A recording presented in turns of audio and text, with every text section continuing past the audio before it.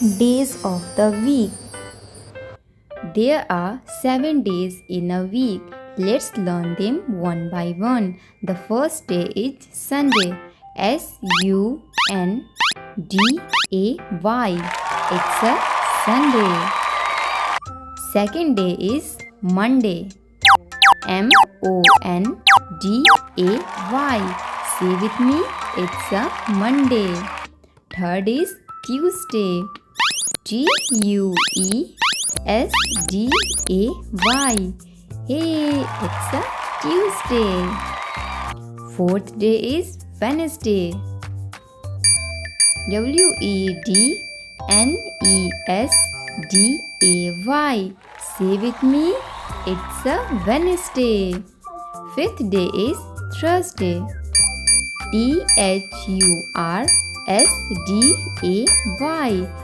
It's a Thursday. Sixth day is Friday. Friday. It's a Friday. Last one is Saturday. Saturday. It's a Saturday. Let's revise. Sunday, Monday, Tuesday, Wednesday, Thursday, Friday, Saturday. Hope you like our video. Please subscribe to our channel for more such video.